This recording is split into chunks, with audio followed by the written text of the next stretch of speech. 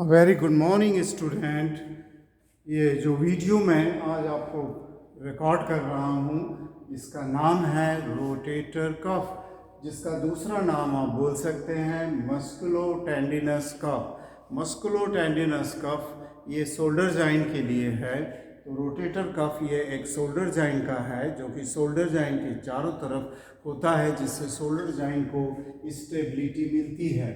हम अगर rotator cuff के बारे में मालूम करना चाहेंगे, जैसा कि इसका उद्देश्य है, तो सबसे पहले हमको बेहतर ये होगा कि मैं आपको उन मसल्स के बारे में बता दें जो कि रोटेटर कफ बनाने में मदद करती हैं। For example there is a muscle subscapularis जो कि ventral aspect of the scapula से अराइज होगी। ये राइट साइड की स्कैपुला और ये राइट साइड की ह्यूमरस है, और आप देखेंगे कि ये सब स्कैपुलर फोसा है जहाँ से एंटीरियर क्रॉस करते हुए जॉइंट को, शोल्डर जॉइंट को सब स्कैपुलर मसल होगी। अगर मैं इस पे शोल्डर जॉइंट का कैप्सूल बनाऊं तो ये इस ह्यूमरस से लेके स्कैपुला तक ऐसा जाएगा, और यहाँ नेक ऑफ द ह्यूमरस से थोड़ा लैक्स होता हुआ स्कैपुला पे जाएगा। दिस लैक्सिटी और looseness of the shoulder capsule of the shoulder joint is because when humerus will move in abduction like this, that laxity is useful, otherwise it will rupture.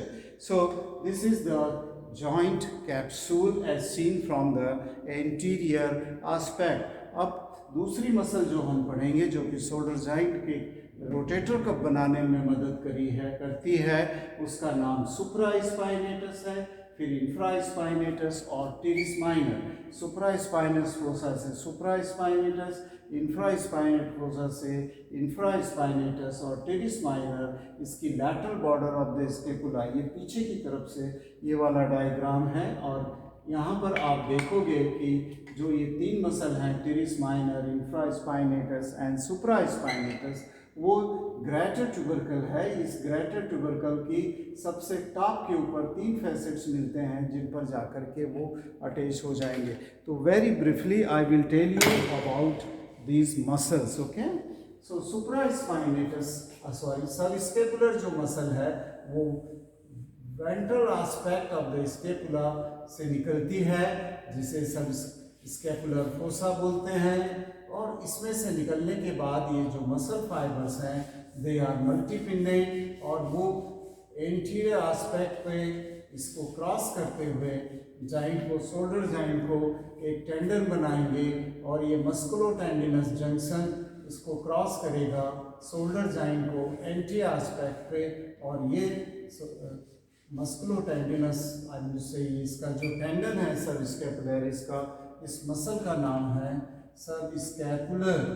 Okay, आप लोग अपने notebook के अंदर colour pencils के साथ मेरे साथ साथ बनाते जाएं और इसका नाम पूरा लिखिए। मैंने शार्ट में लिखा है सब स्कैपुलर मसल, और ये सब स्कैपुलर फोसा से निकलने के बाद एंटीरियर एस्पेक्ट पे वो फ्लैट टेंडन होकर के फिर अल्टीमेटली इसका इंसर्शन होता है लेसर ट्यूबरकल ऑफ ह्यूमरस। इस जगह ये lesser tubercle of humerus anterior aspect से क्रॉस होने के बाद यहाँ पर होता है। इसकी नर्व सप्लाई है upper and lower sub scapular nerve. और ये जो है muscle upper and lower sub scapular nerve जो कि posterior cord of the brachial plexus से आता है, जब ये कॉन्ट्रैक्ट करती है तो ये लेसर ट्यूबरकल को मीडियल साइड टर्न करती है। सो ये medial rotator of the arm हुई एट द शोल्डर जॉइंट। उसी तरह हम जब क्विकली अगर देखें तो यहाँ से मीडियल टू थर्ड से अराइज होने वाली ये जो मसल है सुप्रास्पाइनस, ये स्पाइन है, इसकी एक्रोनियन प्रोसेस को मैंने यहाँ से काट दिया है, जिससे कि आप जो सुप्रास्पाइनेटस है और ये जो मैं ड्रा कर रहा हूँ ये इंफ्रास्पाइनेटस है, मीडियल टू थर्ड से ये भी अराइज होती है। और ये दोनों मसल सुप्रास्पाइनेटस को अगर हम ट्रेस करें तो ये शोल्डर जॉइंट के ऊपर से क्रॉस करती हुई एक फ्लैट टेंडन बनाएगी, और जाकर के ये टॉप का जो फैसेट है यहाँ पर इंप्रेशन है सुप्रास्पाइनेटस के इंसर्शन का, उसके ऊपर ग्रेटर ट्यूबरकल पे जाके अटैच हो जाएगी। उसी तरह अगर हम इंफ्रास्पाइनस को ट्रेस करें तो ये posterior aspect of the shoulder joint को क्रॉस करेगी, और उसके जो कैप्सूल से ब्लेंड होती हुई ये टेंडन मिडिल फैसेट पे जाकर पोस्टीरियरली अटैच हो जाता है। सो सुप्रास्पाइनेटस और इंफ्रास्पाइनेटस एक सुपीरियर एस्पेक्ट से गई शोल्डर जॉइंट पे और ये दूसरी पोस्टीरियर सरफेस से उसने क्रॉस किया शोल्डर जॉइंट को और इनके flatten tendon capsule of the shoulder joint को पीछे से चिपक जाते हैं या ब्लेंड कर देते हैं। अब सुप्रास्पाइनेटस एंड इंफ्रास्पाइनेटस, सुप्रास्पाइनस नर्व से सुप्रास्केपुलर नर्व से सप्लाई होती है, जो कि सुप्रास्केपुलर नर्व से आती हुई इसमें से स्पाइनोग्लिनाइड नाच को होती हुई फिर इस मसल को और इस मसल को सप्लाई करती है। तो इसका नाम है सुप्रास्केपुलर नर्व। ये थी सब scapular nerve. Okay, it was से सब स्केपुलर मसल को अपर एंड लोअर सब स्केपुलर नर्व जो कि posterior card of brachial plexus से आई थी उसने सप्लाई किया। अब एक और मसल है जो कि रोटेटर कफ या मस्कुलोटेंडिनस कफ बनाने में मदद करती है, वो अराइज होती है लैटरल बॉर्डर से। ओके, द स्केपुला, ये lateral border, upper part of the lateral border of the scapula है और ये जो मसल है ये एक टेंडन बनाएगी, फ्लैटन टेंडन दूसरी, और ये पोस्टीरो इंफीरियर एस्पेक्ट से शोल्डर जॉइंट पे जा कर के हम इससे क्रॉस करेगी उसके कैप्सूल को और फिर ये जा कर के सबसे जो लोएस्ट वाला टेंडन है, हम इसे टेंडन नहीं, सबसे लोएस्ट वाला जो फैसेट है ग्रेटर ट्यूबरकल का, उस पे जा कर के ये अटैच हो जाएगी। तो हमने देखा कि ये चारों मसल सब scapular, supraspinatus, infraspinatus and teres minor, इसका नाम है, मैं लिख देता हूँ, आप लिख लीजिए, टीरिस माइनर।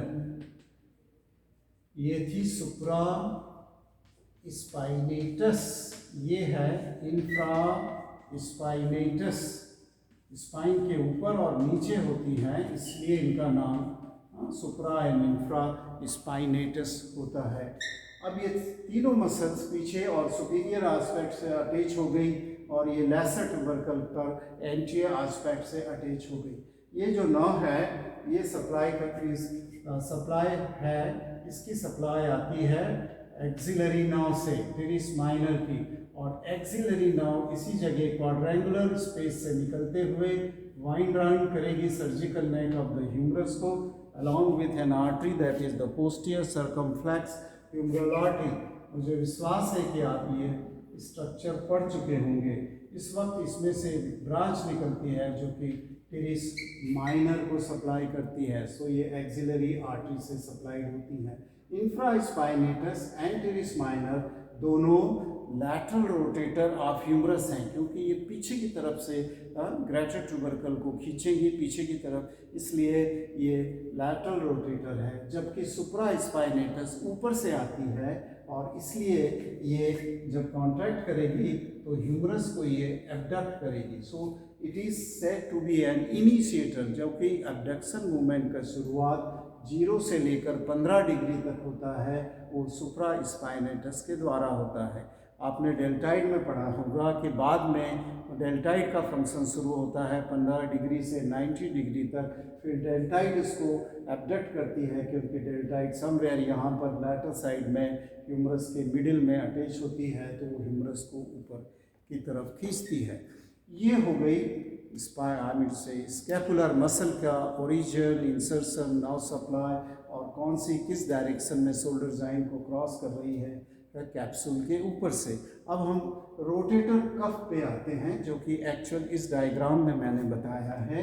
आप इस डायग्राम को भी ड्रा कर लें, और ये राइट स्कैपुला है, इसका ये ऐसा डायग्राम है कि यहाँ पर ये ग्लेनाइड कैविटी है, ये एप्पल शेप्ड और पियर शेप्ड ग्लेनाइड कैविटी है, सुपीरियर एस्पेक्ट है ये इसका, तो यहाँ पर ये सुपीरियर एस्पेक्ट है, ये इंफीरियर एस्पेक्ट हुआ नेचुरली, ये हुआ एंटीरियर और वेंट्रल एस्पेक्ट, ये हुआ पोस्टीरियर एस्पेक्ट। सो अगर आप देखें तो ये एक्रोमियन के साइड वाला पोस्टीरियर जहाँ सुप्रास्पाइनेटस, इंफ्रास्पाइन, ये एंटीरियर जहाँ सब स्कैपुलरिस ने ओरिजिन लिया था।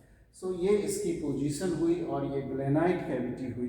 अब शोल्डर जॉइंट में glenoid cavity is here attached by the articular capsule. ये जो ग्रीन कलर का चॉक की लाइनिंग में बना रहा हूँ। ये आर्टिकुलर कैप्सूल है जो कि इंफीरियर साइड पे लूज है, लैक्स है, और इस इंफीरियर साइड पे ये इसी दो स्ट्रक्चर के रिलेशन में है, that is axillary nerve and the posterior circumflex humeral artery, okay, जो आप जानते हैं। अब इस कैप्सूल को अंदर की तरफ से ये रेड लाइन में जो मैंने बताया है, ये साइनोवियल मेम्ब्रेन है। कैप्सूल जो है इस शोल्डर जॉइंट का एंटीरियर एस्पेक्ट पे डेफिशिएंट होता है, जिसमें से साइनोवियल कैविटी प्रोट्रूड करती है, और यहाँ पर सब स्कैपुलरिस मसल और कैप्सूल के बीच में एक बर्सा बनता है जिसको सब स्कैपुलर बर्सा बोलते हैं, ठीक है। बाकी का अगर आप कैप्सूल का आउटर एस्पेक्ट देखें तो आपको ये फ्लैटन टेंडन दिखेंगे, ओके। तो अगर हम क्वेश्चन पूछें व्हाट इज रोटेटर कफ, तो रोटेटर कफ क्या है, वो एक फाइब्रस सीट है, ओके, दैट इज सीथ है, SHEATH, सीथ है, जिसने शोल्डर के कैप्सूल को स्ट्रेंथन और मजबूती दी है, क्योंकि वो फ्लैटन टेंडन ऑफ मसल से बनी है, जिसने कि कैप्सूल को बाहर की तरफ से आउटर साइड से फ्यूज़ हो गए हैं। तो अगर हम देखें तो ये जो ब्लू कलर में मैंने बनाया है, गलत कलर यूज़ किया है, क्योंकि मैंने यहाँ पर जो सही कलर था आर्टिकुलर कैप्सूल का ग्रीन कलर यूज़ किया था, ये भी ग्रीन से होना चाहिए था, पर डिफ्रेंशिएशन के लिए मैंने इसको ब्लू में बना दिया है। तो अगर आप ये फ्लैटन टेंडन देखें, ये वाला, तो ये टेंडन है सब स्कैपुलर मसल का, सब स्कैपुलर मसल का, और ये फ्यूज़ हो रहा है इससे आर्टिकुलर कैप्सूल के एंटीरियर एस्पेक्ट पे।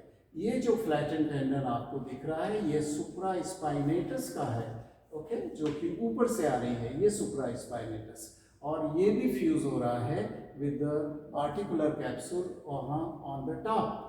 दो ये जो मसल आपको पोस्टीरियर एस्पेक्ट पे दिख रही है यहाँ पर, वो है इंफ्रास्पाइनेटस एंड टीरिस माइनर।